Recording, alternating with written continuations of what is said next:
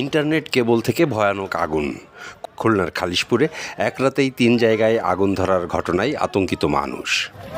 মঙ্গলবার দিবাগত রাতে নগরের হাউজিং বাজারের রাস্তায় রাত 2টার দিকে মহিলা পলিটেকনিক এলাকায় ভোররাতে এবং এর আগে রাত 8টার দিকে নগরের মানসী বিল্ডিং মোড়ের ইলেকট্রিক পোলে আগুনের ঘটনাগুলো ঘটে। ফায়ার সার্ভিস ইউনিট 2টি আগুন নিয়ন্ত্রণে কাজ করে এবং অন্যটি এলাকাবাসীর উপস্থিতিতেই নেভানো হয়। বিদ্যুতের কর্মকর্তারা ক্ষতিগ্রস্ত পোল থেকে বাড়তি তারের জঞ্জাল কেটে ফেলে দিয়ে পুনরায় বিদ্যুৎ সংযোগ চালু করে।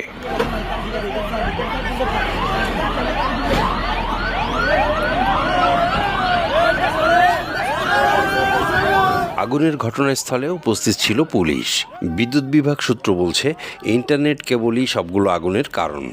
ইন্টারনেট সংযোগে উচ্চগতি, নিরাপদ ডেটা ট্রান্সমিশনের প্রয়োজনে ফাইবার অপটিক নামে যে কেবল ব্যবহার করা হয় তার উত্তাপ থেকেই এ আগুনের সূত্রপাত। নগরবাসী বলছেন, শহরে ইলেকট্রিক পোলগুলো মাকড়সার জালের মতো জঞ্জাল করে রাখছে ডিশ ও ইন্টারনেট সংযোগ কেবল।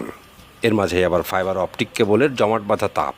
সেখান থেকে আগুন ধরার কারণে নেগেটিভ ও পজিটিভ এক হয়ে অনেক বড় ধরনের ঝুঁকির মধ্যে পড়ে আছি আমরা।